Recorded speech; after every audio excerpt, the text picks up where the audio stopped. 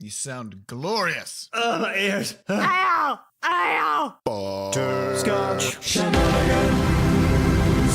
Hey everybody, welcome to episode 53 of Coffee with Butterscotch, the game dev comedy podcast of Butterscotch Shenanigans. I'm Seth, and I'm the games programmer. I'm Adam, and I'm the webmaster maker. I'm Sam, and I make art fangs. And I'm Carol, and I do some other stuff also.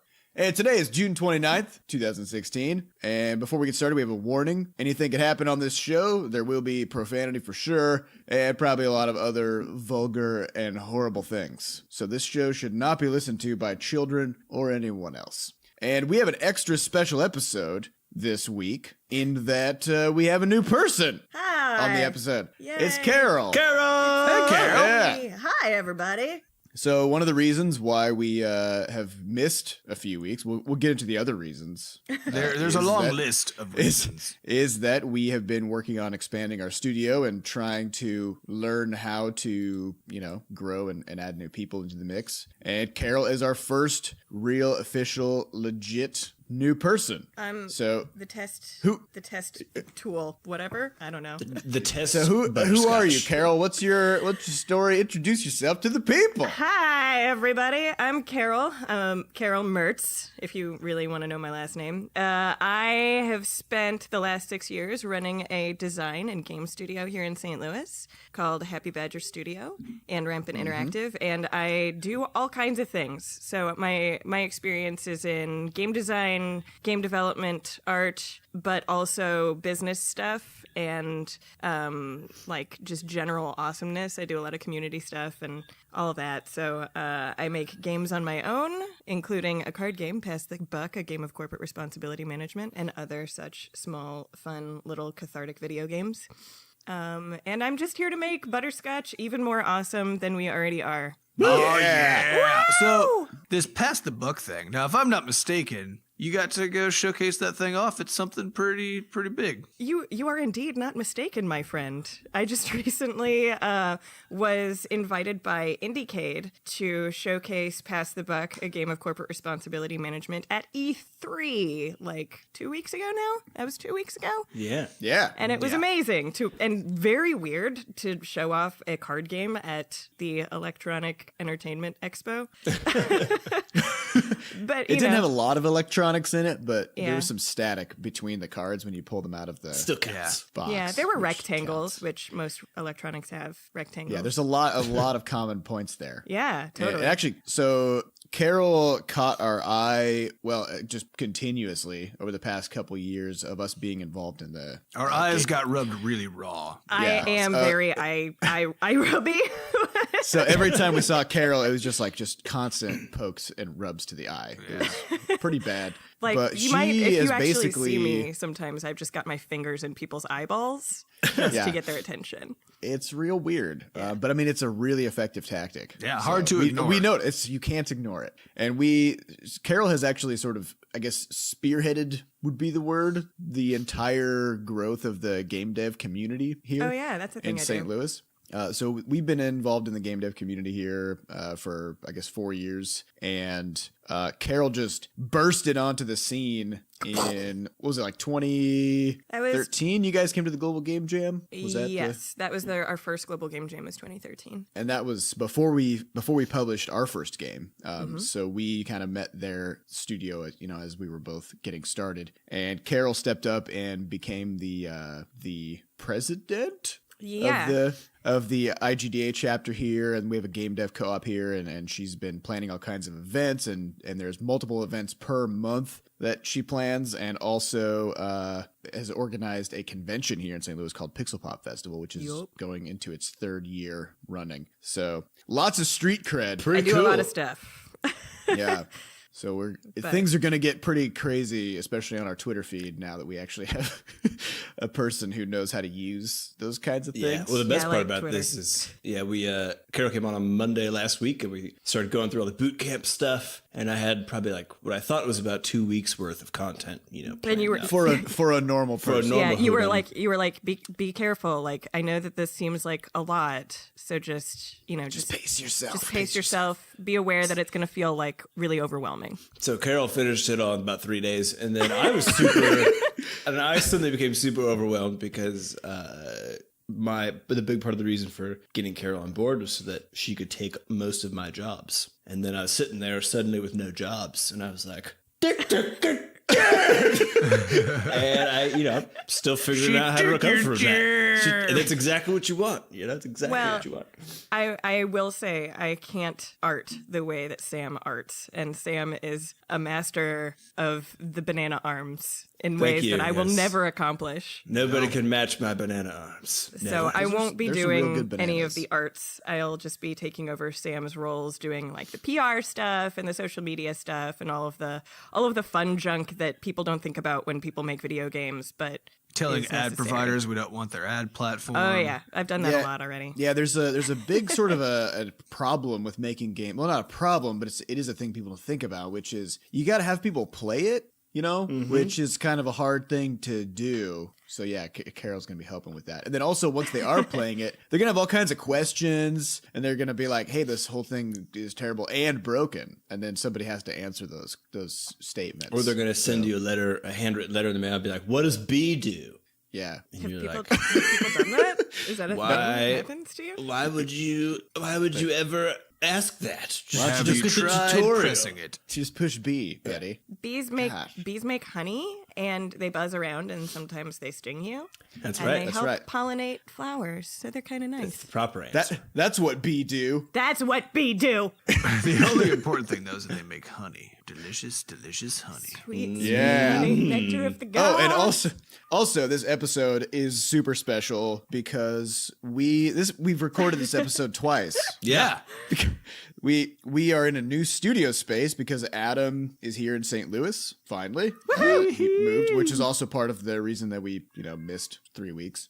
And I moved in that time as well. And I've converted, pretty much my entire basement into a dedicated studio space. So painted the walls in butterscotch colors and, cool stuff like that. And it looks fucking cool. It's pretty sweet rad. basement. Yeah. And it's nearly done. So we'll get some pictures up sometime soon for people to see. It's Yeah, going to follow- look probably bigger than it is, but it's actually not that big. It's Follow pretty us on spacious. Instagram for all It's of your spacious enough for 6 of us. butterscotch so. photo updates. Yeah. Oh, yeah. Because Carol set up an Instagram account for Yep. us. So if you're a grammar, if you Instagram, I think then you it. can I think it's Insta. I think it's Insta. I think it's Insta-er? Insta. Insta. If you You're an Insta, If you're an old person on Instagram, you're a spinster. oh.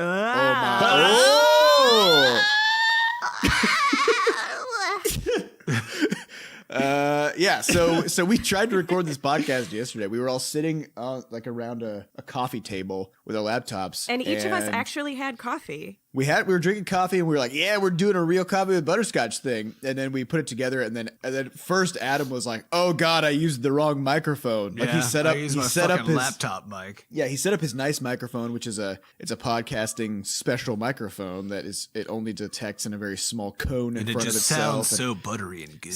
I mean, it's what he's using right now, I hope. Yep, it's totally what I'm using. I swear. But then for some reason, after we started recording, it auto switched over to his laptop mic, which is an Omni mic, which picks up the whole room and everything in it at the same volume, including like everybody else talking, the sounds air of the conditioner, laptops, yeah. laptops Yep. clicking, the coffee maker making beeps. Well, they also seem to these laptop mics seem to just apply a transformation to all sound that it records that just makes it sound as bad as possible. Yeah, So you sounded like you were in a that's- fish tank. it was pretty not great. That is a general laptop mic feature. Yeah, And feature, so indeed. that happened, and we were like, "Oh, Adam, you fucked it up." Ah, and then we were like, "Well, maybe it's salvageable." So we sent it over to Fat Bard, who edits our podcast. Thanks, Fat Bard.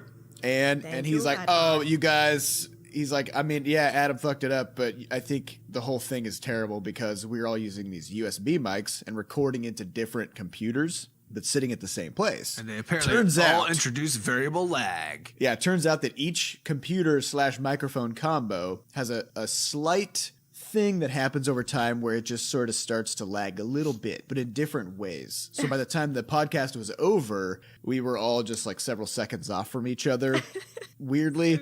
And Adam sounded terrible, and so we were just like, we cannot subject, especially after a 3-week delay, we can't put people through this horror. Yeah, the pressure was up. We couldn't do it.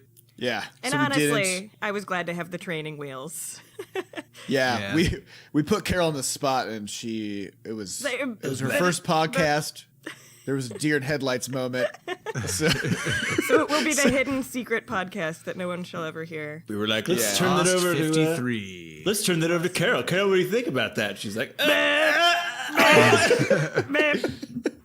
Dunno.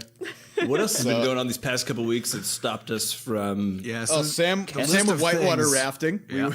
Sam went whitewater rafting for a week with a bunch of cancer survivors. Yeah, that was crazy cool and weird. Lots of campfire stories, as you might imagine. bet. I bet. And you have People are photos like- of you underwater. I do. I have a photo of me getting completely destroyed by a Class 3 rapid, like 7-foot wave. You might even say you got wrecked. Yeah, I did. But it was great. It was a super good trip. And I haven't actually taken a solo vacation ever. You know, like where you go to a place by yourself. But with other people. Well, with other You people. go there by yourself, but once you're there, you're not. By yeah, yourself. but like a personal vacation, I guess. A PVAC. PVAC, and it was lovely. Honestly, it was super good. I would highly recommend it. And even though Crash Lands is out and has done well and stuff, we've all still just been working a lot, actually, on everything else surrounding the studio. And so, it was a really good break. The problem was the day I got back, came down with the fever thing. Well, you were sick before you went, too. I was sick before I went, but felt better on the day before. So I was like, cool, I'm going to go. And then was basically fine the whole trip. I was coughing a little bit. But then the day I got back, I had this huge fever erupt and then have basically been sick since then. And that was nearly 3 weeks ago.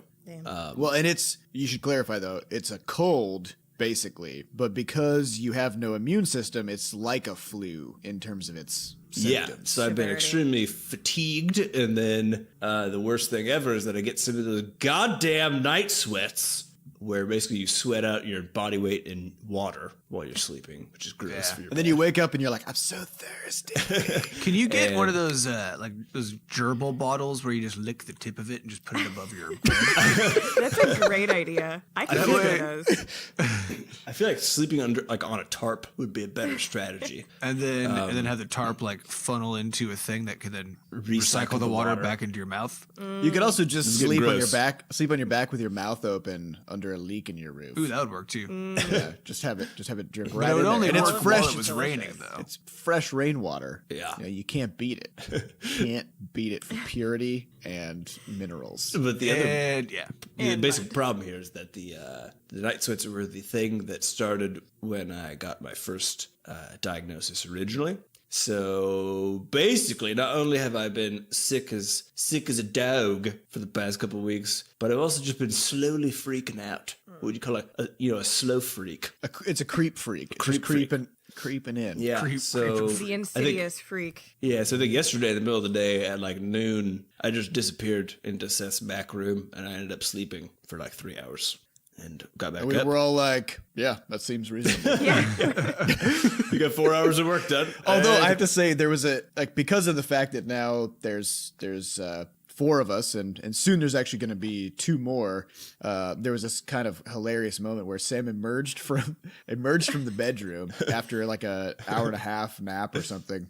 And it was like a Rip Van Winkle situation where he had disappeared for just a short moment, or it seemed like a short moment, and he came out and Adam was like, Sam, come here, I have to show you this thing and get your opinion on a thing. And I'm like, by the way, Sam, I created this new system that we can use in the next game. Check this out. And Carol's like, Sam, I'm working on the website update. Come check out this new template and give me your thoughts on it. And Sam was just like, Everything is different. how long have I been sleeping? It's pretty cool that when you have enough people in a studio that things actually continue to get done, even if one person gets messed up. Yeah, and when you're all in the same room, you can then just go, look at all those things. Oh, it's so And nice. then you go, and then you can nod and go, I approve in my infinite wisdom. That's why I was and then, so also over the past couple weeks, we put Crashlands on sale for 20% for the first time, and that On Steam specifically. on Steam. Yeah, we're still working on doing some updates for the mobile version to make it more stable before we put it on sale. but there will be one of those coming soon. Which I wish we would have also done that for the Steam version because so an interesting thing happened, which is we hadn't really been getting any bug reports or anything from the PC version, and we put it on sale, and all of a sudden we have a huge influx of players who are all having the same problem. And Somehow nobody told us about before. and they're all in non-English speaking countries. And we're like, what? And so we discovered that there's a bug where if you have any non-ASCII, how the fuck do you pronounce non-ASCII? It's like a key for your ass. Non-ASCII. Non-ASCII characters in their Windows username or default Windows file path. So like I think in Sweden, the file path to save the game just defaults like C:/user, but with an umlaut or something over the U. User. So if there were any non-ASCII characters in that file path, the game would just be like, fuck you, and just crash. And we just didn't have that huge of an influx of players from these countries until we put it on sale because of things like exchange rates and difference in general incomes and stuff in these different countries. So people tend to wait for sales in these places before they buy games at full price. So we had this big influx of non-English speaking players who all had bugs, and then we spent a few days just wrangling emails and trying to decipher what was even the problem. We got it fixed. We have a build up in there to fix that. But man, so we want to make sure we don't put it on sale on mobile before we run into this problem again. Yeah, because you'll have a scale issue about 3 to 5x whatever the number of people is. On Steam on there. So that would be even more terrifying. bad. And let's see what else happened. Adam lost. Oh wait, we with Indie PopCon. Oh, yeah. Jesus. We did a so convention. much happened. And so that is a big convention. Well, I guess people would think of it as a mid-sized convention, but to us, it's a big one. It's in Indianapolis, and we went there and showed Crashlands and talked to a lot of people and had a pretty good time. Do we want to talk about that a bit, or what do you think? Sure. Let's just do it. Yeah, Sam and I both missed out on it. So And we burned all of our questions in the last podcast attempt, so we gotta just fill this time here. So we're just gonna fill time with nonsense. So buckle up, people. Woo! So this was our second time at Indie PopCon. Last year we went and Crashlands wasn't finished, and we used the opportunity last year as a means of sort of play testing the game and also developing the tutorial by watching people play the game. And then there on the expo floor, I was coding up new parts of the tutorial and then deploying that to our test machines. So we came into that weekend last year with no tutorial, and we left with a tutorial, and it worked super great. And actually, most of those tutorial elements are still there in the game now. This time around, we didn't know what to do. Like, we went in and we had no idea of what we were supposed to be doing. Yeah, I think it's because the game's already out, right? The game's been out for 6 months. Yeah. You didn't have me around to talk about convention strategy. Yep, Carol hadn't started yet, and we were all in the middle of moving and being sick, and Sam was gone at the time. Or no, Sam was sick at that time. I was feverish. Well, so I was like, I lost my voice the day before we left. Completely. Seth and I were both in the middle of moving. And then we were like, oh, no, we're going to go do a convention for some reason. And we didn't really have an idea of why we were doing it. So we didn't have time to plan it out very well. Yeah. And we recycled a lot of our stuff from the year before in terms of just ideas of setup and how to think about it. But it was just not the correct thing to do because it was a different circumstance, So it didn't, I think it was fun and interesting, but we didn't get to utilize the situation to its fullest potential for sure. No, but we left with one key realization, which could be useful to other devs out there, which is that you should treat a booth as just another entertainment product that you make. Yeah. And we Yeah. didn't do that. We done fucked it. So, We did it real bad. yeah, learn from our mistakes. Yeah. Don't go to a convention with no plan or no reason. Yeah. Well, Yeah. I mean, Just being there isn't good enough. there's like dozens of booths that all look the same and they all have TVs on them and they're all meant to be Yep. fun, right? And so how do you make your fun thing seem even more fun than all of the other fun things? Yeah. I mean, you Donuts. just have to think through it. So. Yep, gotta have a plan. It's like being at a Gotta have a carnival. plan. Yeah. Yeah. Like, do I want to Gotta go be- have my weight guessed, which doesn't sound that fun actually, or do I want to go hit a giant thing with a hammer and see how many gains I have left to Dude, gain? wait. I need to tell a story now. Suddenly. Okay. So I can do this. I think Seth can do it too. This thing where you can stick out your belly really far. Oh, I can do that The too. old pregnant belly. You can do it? Oh, yeah. The old, so you look like a pregnant person who's like Yep. 6-8 months pregnant. I guess I'm the only one here who cannot do this. Adam can't do it. Adam I'm doesn't doing it have right power. now, in fact. I'm doing it right now too. It's part of just the morning routine. So when I think I was 14, we had this place called Adventureland in Iowa, which was Come on over to Adventureland. You're gonna have a fulfilled day. Yeah. So Adventureland was like the only theme park we had in the state, basically, and it actually is. wasn't too bad. Had awesome. had a bunch of roller coasters, a bunch of cool rides. and stuff. Well, wait, but have you been there since your childhood? Well, no. That's the mark of an actually good event. Well, I mean, thing. it's one of the things, you revisit it as an adult, and then maybe it wasn't as good as you remember. Everything is so small.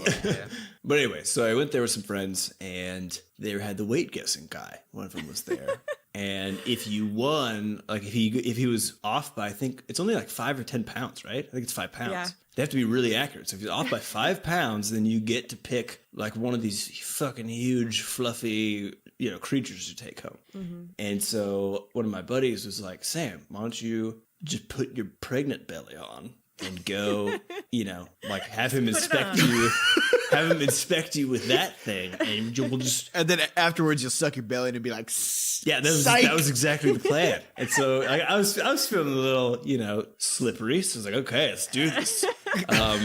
And so as we approach, I stick out my belly, and it's actually hard to hold out for a long period of time. if Yeah, you're doing yeah. Well, this. because you're filling so it you're with probably- air. Yeah. You're sweating. Are you like shooting sweat? Yeah, I'm like, I'm like distending my belly. And you're probably talking real weird as if you like have clenched all of your muscles or something. I think I may have put on a slight hillbilly-ish accent as You were well. how old? 14. Okay. How good was your hillbilly accent? Probably terrible. Probably But I go up and like really make exaggerated sort of how would you say, waddling up to the guy, and pay him my $1 or $2 or whatever for him to guess. And he looks at me, and then I can see him look down. And he looks at my gut for like a good moment, He lingers. But he lingers there, but he looks at the rest of me, and then he just guessed my weight on the dot. Oh my god! And I was like, what the fuck? It's like, You got to think though, this guy's he's probably seen a lot. he's seen it all. I'm sure he's seen it all. He has seen. But I some figured, shit. I just figured, I thought the plan seemed completely perfect, and that nobody would be able to, how would you guess? How would you guess beyond that? But this man is Just an think about being this person though for a moment, where over time, after guessing people's weight just all day, every day, and then actually seeing the results, you would develop such an accurate mental model of how much a person weighs just by glancing at them. It's crazy. Yeah. You couldn't fool this guy. No way. I feel like I could really screw with these people today with my age because I go to stuff like E3 or like, I used to go to client meetings whenever I worked for my other studio, and nobody would believe that I was old enough to be doing whatever I was doing. Like, and even when I used to work retail at the Apple Store, people literally told me I looked 12. I'm like, give me the benefit of like puberty here. But like, it's At happened- least puberty. 14 at least. Yeah, ever since basically I've hit. Well, I mean, like I've always looked way young, but like now, like I'm pushing like early middle age at this point. And like I feel like there's so many I people noticed who you think carefully that I'm left out a number there. barely old enough to drink, and I'm like, maybe I should take advantage of this with some carnies. Is that an okay word to say? Yeah, it's people who work at the carnival, right? Carnival I don't people, know, carnival actually. folk. Maybe I should. Can we We're gonna edit that? We're going to get an angry carnival letter. staff. Carnival people. As long as you recognize that you don't understand whether it's bad or not, and that you would err on the side of goodness if you knew. I would think it's indeed okay. err on the side of goodness. I would like to We're rescind all- my comment and change we're that all, to carnival workers. There you go. We're all fallible human beings, We and we are. don't have full information about the world. And sometimes we fuck up. It's right. true. We're trying to be Facts. good. We're trying It's to be true. good people. We But would that like to guy- not be offensive. That guy who estimates weight, though, he never fucks up. he's not fallible. Man. He is basically the Pope of weight. That guy. Wait, poop. All right. So otherwise, do we want to hit some questions, you guys, or do we want to hit some of my questions? I think let's hit a few assess questions. Definitely. So it's Sorry. it's question time. It's question time. All right. So because we fucked it up real bad and lost the last podcast, we answered like how many questions did we answer? Probably like 10. Probably it's looking more like 15. 300. Like 300 questions. We answered did. basically 4,000 questions. Every we question that could ever be asked. somehow Yeah. and we even somehow recovered all the deleted questions and answered those. And any future question that may be asked anytime in the We next also answered it. several decades. We But then we do messed that. up the audio, so it's ruined. So We'll so never I'm going to answer those. supplement some of today's questions with some questions of my own. My Deep first thoughts question is from Seth Coster. My first question is, what is the formula for turning a dessert into a breakfast food? There isn't one. You just eat it for breakfast. so bear with me here. Okay. Pancakes are cake. We just take the frosting off of them, and now they're a breakfast food, but then we put sugar back on them in the form of syrup and whipped cream and everything else. Okay. So okay. pancakes are a dessert for real, but we just eat them at breakfast as a meal. Waffles are just also cake batter, but we just burn them differently to give them a different shape. And then we put sugar on top of them. And then we put sugar on that sugar to make sure that that's good. Yogurt is considered a breakfast food, but that's basically just a bucket of sugar. Okay. Well, Okay. It depends that on so- your yogurt. it's not Yogurt- supposed to be, but if you're in America, probably. Yeah. Yogurt, anything other than plain yogurt has buckets of sugar in It's a it. fact. That's fair. Or you'll be like, I'm gonna have a parfait, like yogurt, throw some honey in there, boom, there's some This is sugar, throw some probably base in there. Fruit. just American breakfasts, right? Okay. Does Yeah. anybody else do Sure, this? yeah. I mean, I don't know. Isn't it like is bangers and mash? Is that a meal or is that a breakfast? I think that's a band. And Isn't that a what rock is band? any part of it? Okay. like- So wait, I got two more. We got muffins. Muffins are cupcakes where the frosting has been removed, but they're still just like a cake bread. So it's better than pancakes, right? Because you don't like dunk a muffin in syrup or something. You just eat that. So that's better, but not great. But then somehow donuts just slipped through the radar. They Right. just landed on They're our just straight up plates. breakfast food. Like they're just like a sugar bomb, and we're just like, yeah, you know what? We're not even gonna pretend with donuts. We're just gonna go for So your it. question is, if I wanted to say, If you wanted to eat like a chocolate mousse for breakfast, what would you have to do to it to convert it into being an acceptable breakfast? it food? seems Put it on like top of what the Cocoa strategy is. Cocoa Puffs Yeah. Well, I think or it, Cookie Crisp. it seems like what the strategy is that you take some element of it out of the original process Of the for dessert. Example, you take some of the sweetness out of the dessert, and then you just put it on top of it. And then now you're it's like- a breakfast food. Side. Because then you're like, Yeah. it's healthy. And now I'm going to put I'm just gonna add some Sugar on it. flavor. That's true, because for- actually even donuts are basically boring things until you get all the glaze on Until them. you dip them in lard and deep fry. Well, they're basically bagels. Well, cake that have been donuts- dipped in lard. Yeah, I mean, What's a yeah. cake donut? A cake donut is not. I mean, like that's not glazed. It's just. I mean, it doesn't have to be. It's just cake in the shape of a donut that's deep fried That's probably just or cake. baked. that It's sounds deep fried cake. amazing. It is. It's Yeah, good. yeah, it does. I mean- sounds like something I want for breakfast. Yeah, let's go for it. My argument here. I'm sorry. Did we Sam? Were you still explaining your formula? No, you're good. Okay, you're that's good. my thought. Yeah. My argument here is fuck it. Eat any dessert you want for breakfast. Who Yep. cares? That's how I Done. grow. That's like literally how I was raised. We would eat like strudel and cake and whatever for breakfast because it's just like there. But wait, Oh let's yeah, talk and about fucking Pop-Tarts. Pie. But how do you fucking pie toaster for strudel breakfast? though, right? Yeah. Toaster strudel, I feel like is one of the best examples of this, right? Because you toast the thing separate. You're like, okay, this is healthy. You know, it's a nice carb thing to get me through the day. But And healthy then- is inaccurate. I'm very inaccurate, but you get the idea. And then afterward, after you toast it, then you take a sugar packet and you just dump sugar all over it. Hell right? yeah. Do you see what I'm saying? Like, I feel like that's the formula for breakfast food. Well, yeah. Sugar So if you want to packets? get something into the general societal psyche as being a breakfast food, I think that's how you do it. So take something off and then throw a bunch of sugar on Take top. the sweetness off, but add it back in packet form Yeah, or like- in a bottle that you can then put back onto it At your discretion. afterwards. At your discretion. At your yeah. breakfasty discretion. So, like, Nobody Cheetos. eats pancakes by themselves. So what about if I wanted to turn Cheetos into a breakfast food? So you would have Like a corn puff. it would be like corn puffy puff corns. That would be the name Which of does it. kind of exist as cereal. Yes, and then optionally it would come with a Salty bucket cheese mix. of salty cheese dust that you could you could then just sprinkle on there or dip them in or whatever. That Where sounds do they way sell too buckets savory. of salty cheese dust? Yeah, I feel like it would need to be sugar cheese dust Sugary to cheese make it a dust? breakfast food. That's true. It's like nobody kettle would- corn. Yeah.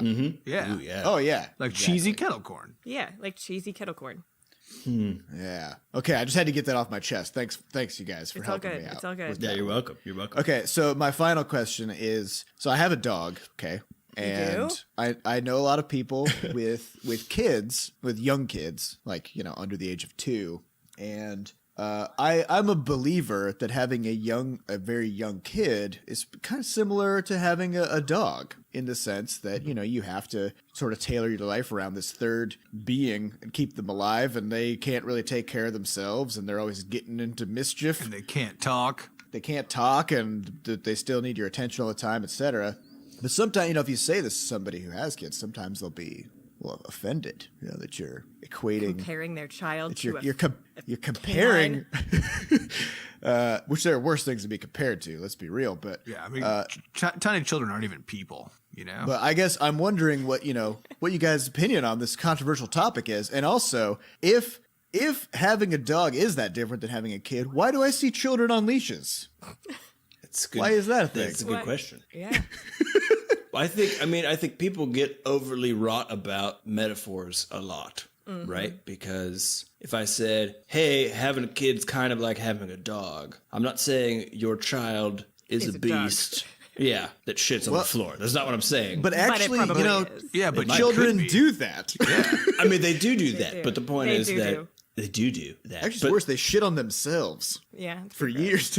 It's true, but my point is that, like, I think in the case of metaphor, people oftentimes don't give much benefit to the person who's trying to explain a thing when it comes to whatever metaphor they choose, right? If you said to me, "Hey Sam, you kind of look like a dog today," would I be confused about that particular metaphor choice? Yes, but I wouldn't assume You that don't have to you're- go straight to the most negative Yeah, interpretation. exactly. Yeah, and I'd be like, no. It's because Your beard is so sleek and soft looking. Yeah. Like an Or animal it's pelt. because you're currently licking your own balls. yeah.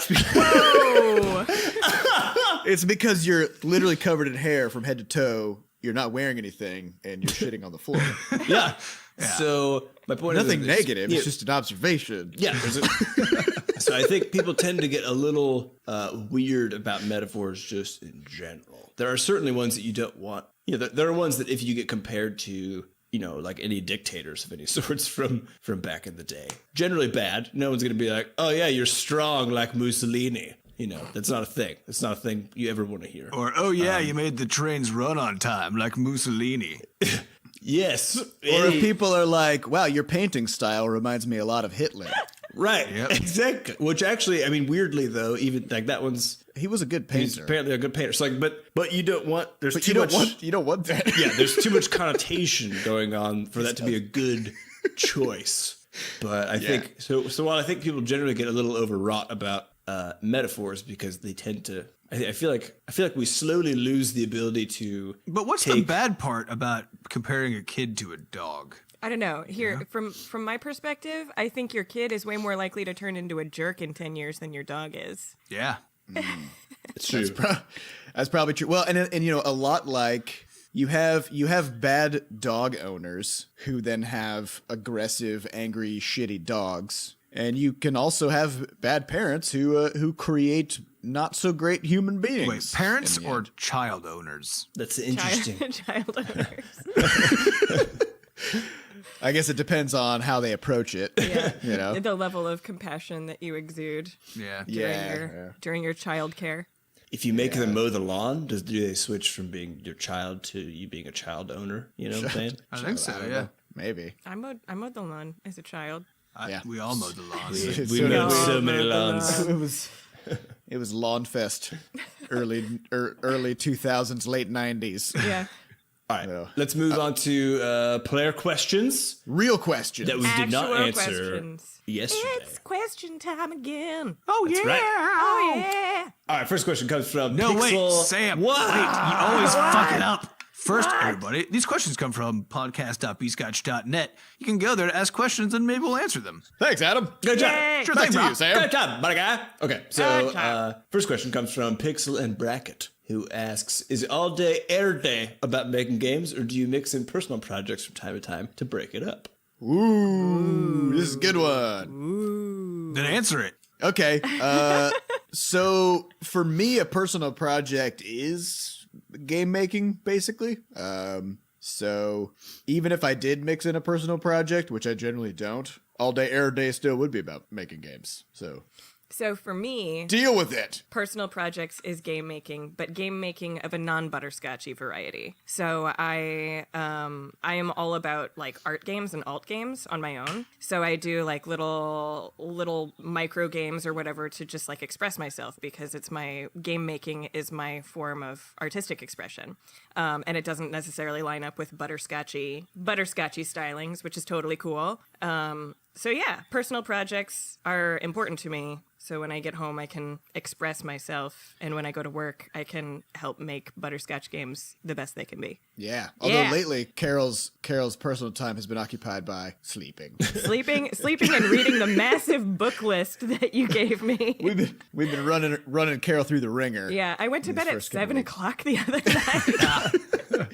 The sun was Yeah. high in the sky, and I'm like, I'm just gonna take a little nap. I'm so tired. 5:30 in the morning, I I wake will up. say though that something interesting happened for me personally, and with regard to personal projects, which is when I was working at former studio prior to Butterscotch. Former studio. I felt an overwhelming need to constantly be making personal projects.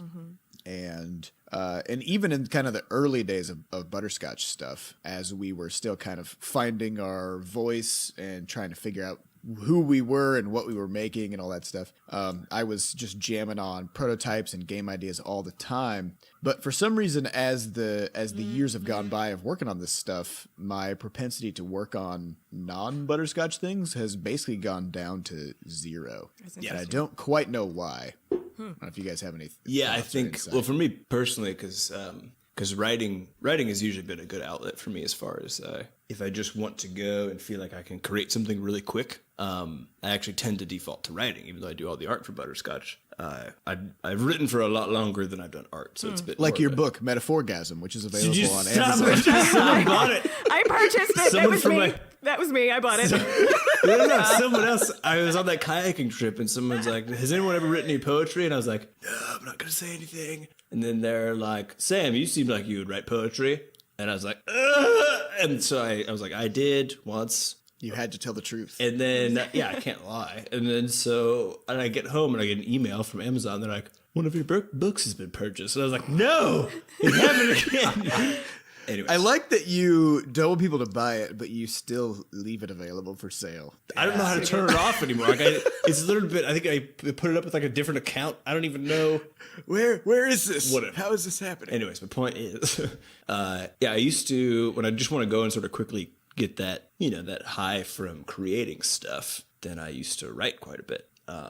And the thing is, it ended up being, it would actually be a lot of the same stuff that we do now as a game studio. So, making up stories about things, whatever else. But I think it's once you're doing work for an entity that has a vision that you really, really believe in, and also that you find is sort of calibrated to the sort of work that you want to do, the creative work you want to do, doing your own personal projects, at least in the case for me, actually weirdly started being less fulfilling than say, like now if I want to go write, then I'll write a lore story for Butterscotch, right? Because I know I'll be able to share it with people. I know it'll actually have more. Well, there's a built-in audience for it, so people will be excited about the thing you made. Yeah. So there's more heft at the end of the day for those things. And it's not to say that like there's a few other things that I do want to do, but I haven't. It's the same thing I think as Seth has mentioned, where the motivation to do those things that are not really studio related, not quite as studio related, even like that cancer book that I want to write. It's still harder to put the time toward something like that, in my opinion, even though, or for me personally. I would say it may be harder, but it's not, I can't imagine how it would be less fulfilling necessarily. It would just be less directed because you have so much vision through Butterscotch. So like for me, like I'm a very naturally expressive, emotional, creative person, and I can never imagine not doing personal projects. Like I've done a webcomic, I sing songs, I've drawn typography and lettering, and like I'm constantly coming up with new ways that excite me and interest me and how I can express myself and how I can kind of communicate things through creative media. And so like the idea that one single entity and one single vision could encapsulate that, to me, seems really limiting.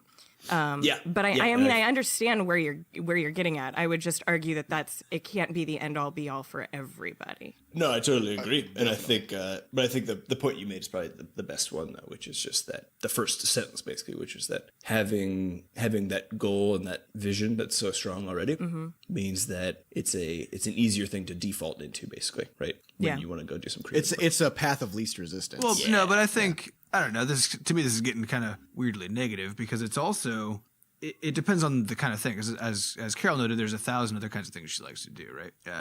We don't do those in the context of Butterscotch. So wait, you don't play ukulele songs? I mean, you absolutely could. But I mean, like that's not part of what we do in the studio, right? So, like, of course, you can go home and still express yourself in exactly those other ways where you're not being fulfilled at Butterscotch. And for you, since you're the preferred kind of games that you make are art games and that sort of thing, which we also don't do in the studio, then of course you can go home and make those kinds of things. I think the point that Seth was making was that the kinds of games that he likes to make are Butterscotch games, right? And the kinds of, and that is the hobby he had and like the thing that he likes to spend his time doing. And that's what we do in Butterscotch. So now when he goes home, if he wants to make a game, then all of a sudden he doesn't have all of the awesome tools at his disposal via Sam's art or via web stuff or whatever. Yeah, that's he totally normally fair. wanted. So now all of a sudden, like all of his power to make the awesome stuff in his mind is limited. But when he goes to work, there is no limit, right? Well, and it's. I think for me, it just became more of a. It's exactly that, where it became more of a matter of I over the years got accustomed to having access to these powerful people who could help make my ideas into a reality. Yeah, and then absolutely. when I go home, I'm like, oh, I want to make this thing. Then I'm like, but I can do only one part of it. Yeah, I can't do it. You know, like so my I guess my what's it, like my eyes got bigger than my mouth, kind of a thing. Stomach. So I go home and I want to do a personal project, but then I just always bite off more than I can chew, and I just can't execute it. But then I come in the next day and I'm like, guys, I have this thing I'm excited about. We can't do it though because we're busy with a bunch of other shit. But I'm excited about it nonetheless. Right. So maybe someday, you know. Yeah. But I don't know. And It's I a think weird thing. I mean, with Sam, I think it's the same thing, right? It's if writing is a thing that you enjoy, it depends on why you enjoy it, right? If you purely enjoy it just to express yourself, then you could write about anything at any time, and that would be something that wouldn't necessarily get subsumed into work. Yep. But if you primarily enjoy writing to entertain other people, I'm an audience-oriented person. yeah, then it's not that like your writing is being subsumed by Butterscotch. It's that's actually the best place for you to express yourself. Right? totally. So yeah, But it's still something. Yeah. I mean, I would agree that it can be easy to have the stuff that you like, your old ways of doing things or the things you prefer, actually truly get subsumed by some powerful vision, Yeah. But I think actually it's not such a big worry. And I think if you're a person who really does enjoy doing all kinds of stuff, I just don't think that's what's going to happen. Yeah, I agree. Yeah. Well, it's interesting because go ahead. No, I was just going to say I would agree with that. Yeah. I think if you're drawn to a variety of creative media and if you're drawn to a variety of expressions, then you're never going to stop doing that. And if you do, then you're going to feel it. Yeah, it's all about whether or not when you go to work, the things that you care about doing are being fulfilled. Because if they aren't, then you're going to go home and fulfill those, right? Or the ones that haven't been fulfilled yet. If they are being fulfilled at work, then you don't need to go do that at home, right? Totally.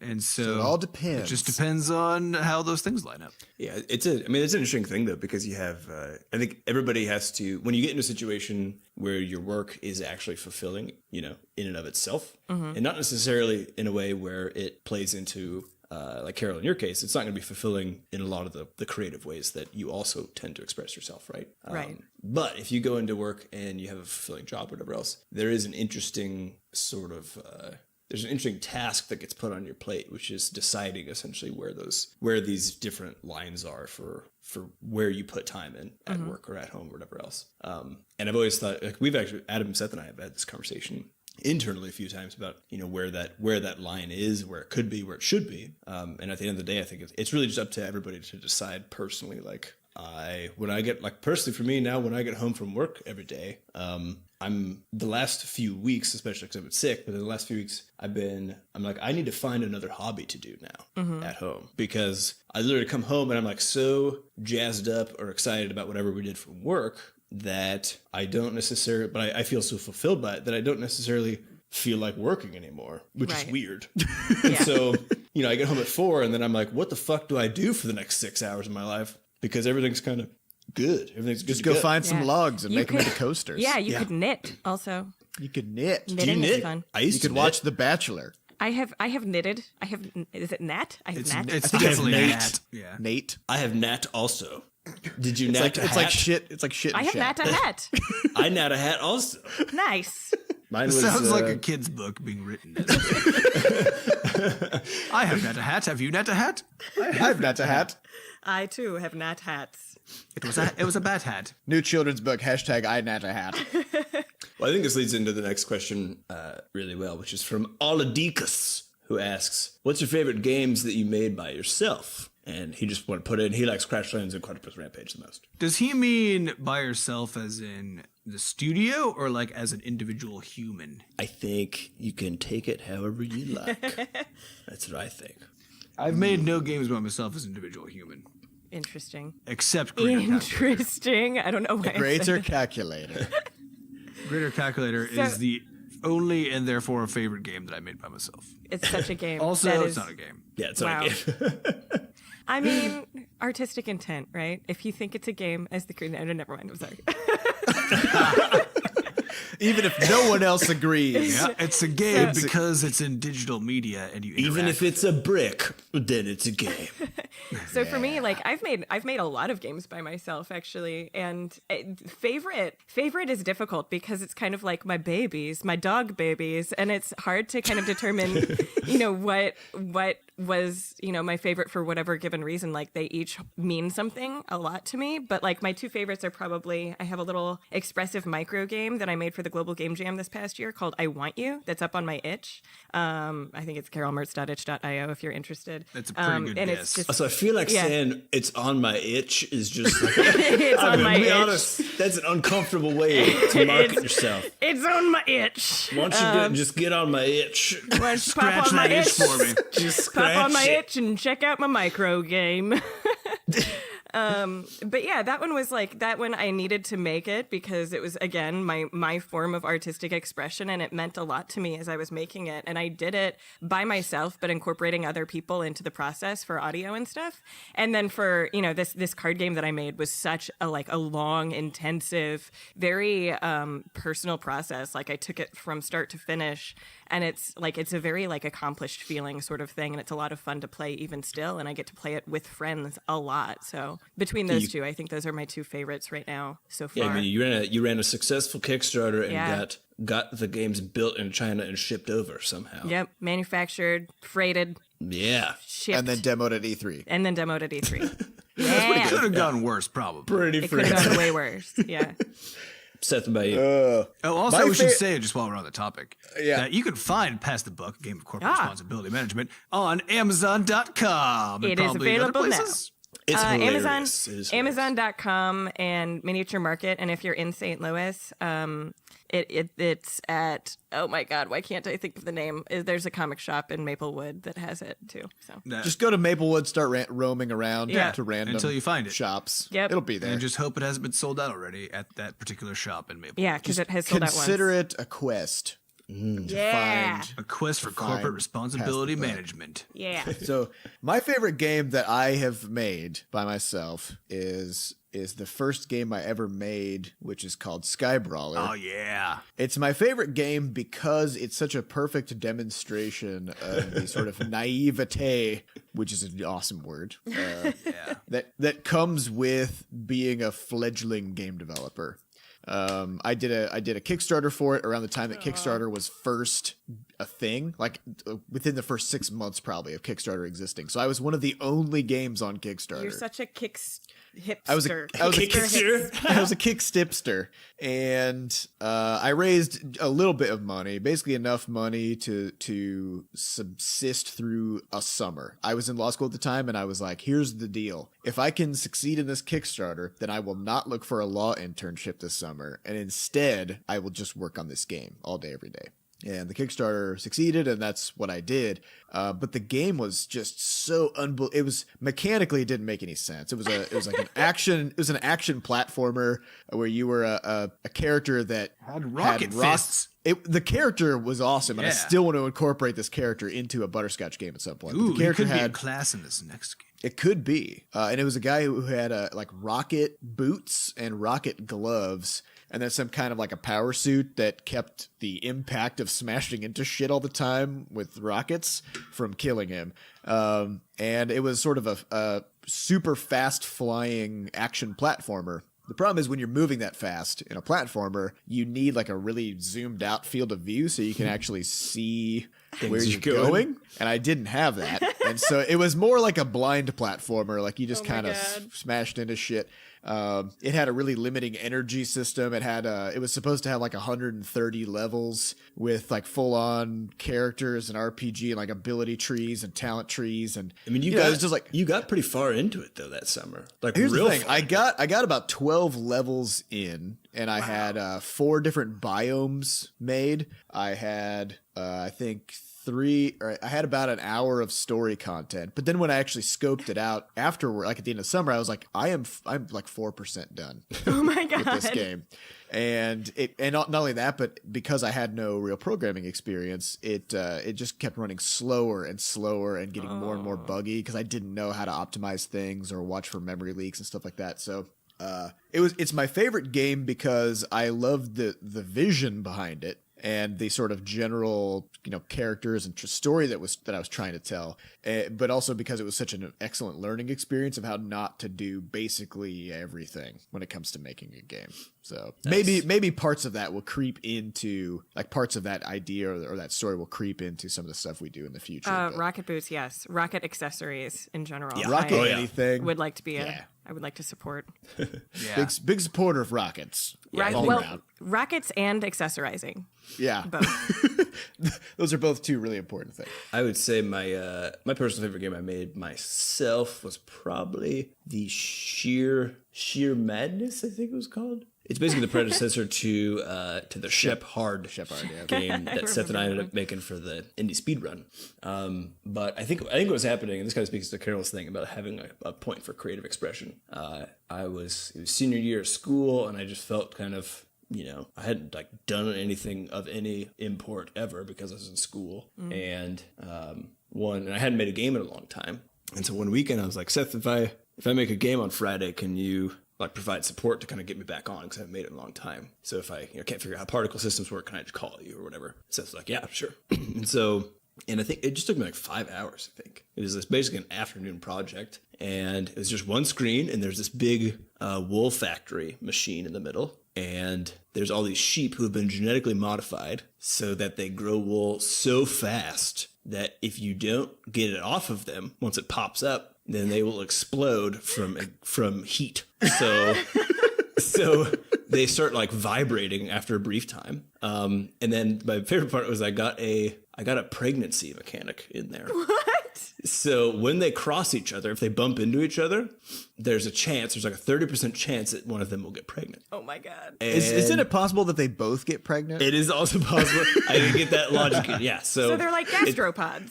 Yeah. So they'll bump into each other, and then you could tell if they're pregnant if their wool turns pink when it pops up. And so Classic sheep. if you just let the sim basically run for a little bit, it actually takes a surprisingly long time before the whole flock will just explode, be completely dead, because they're able to mate. And the babies are born, and I think they slowly grow up before they pop wool and stuff like that. So I never got chain reaction. That was the next piece I was trying to do, was chain reaction explosions, or like heat, adding extra heat to the other sheep if one of your sheep explodes near it. But that was one of those things where I just needed, some days you just kind of need like a quick win, I guess, in a sense, like a creative quick win. And there were a bunch of things I couldn't. When they blinked, the bodies just disappeared, and I still couldn't figure out why that was happening. But I was like, whatever, fuck it. And it just it turned into this. It was just a little. You could play it maybe for like 3 minutes before you're like, okay, I'm done.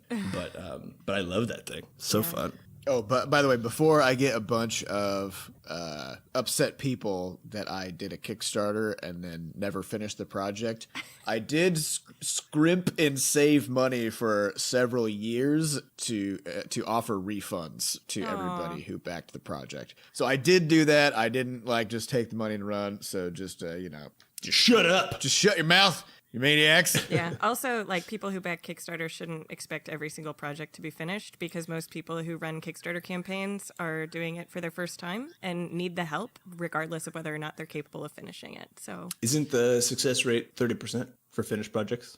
I don't that know seems the high. statistics, but there's been a big conversation about this in the indie games community, actually, just because a lot of people are really angry about Kickstarter, and it's just one of those things where, literally it says risks. There's the possible potential risks thing at the bottom that it forces you to fill out as the creator.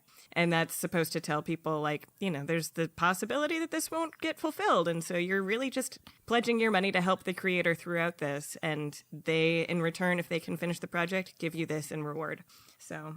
Yeah, I think what was interesting about my situation was I emailed everybody who backed the project and told them that I had saved up the money to do this refund thing, and I apologized for not finishing it, but I just want to let them know that despite that, the fact that they helped me out at the beginning, that was what got me to where I am. Yeah, because that was my first game project, and it was still I still got a lot out of it and everything, and it potentially changed your life. It did, actually. Yeah. And only I think 5% of my backers took me up on the offer. Oh wow.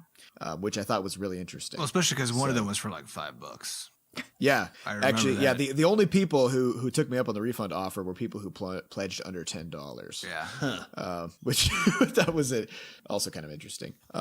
So yeah, I don't know. I think when you back a Kickstarter though, you should try to get an understanding of who it is that's running the thing. Oh yeah.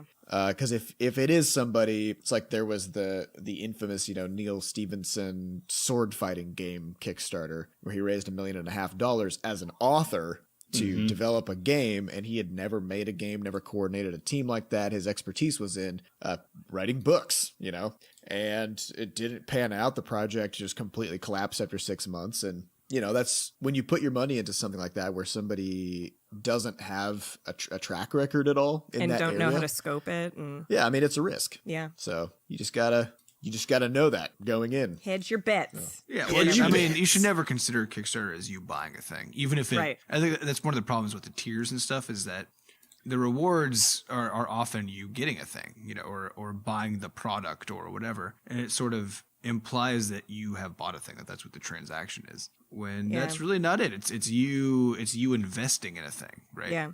And Well, not even investment- investing because you don't necessarily get anything in return. You're just donating. you're No, but you pledging do, to- though, Yeah, right? you're donating. Yeah. Well, it's a weird combo of a donation and an investment, Mm-hmm. because investment also always carries with it risk. Where Yeah. an investment, you're basically buying a fraction of a thing, and then if it pans out, you get some benefit, and if it doesn't, then you just lose that money. Yeah. And it's the same thing with Kickstarter, except that you're right. It's better yet to treat it as a donation, but you can't when there are rewards involved. Like it doesn't.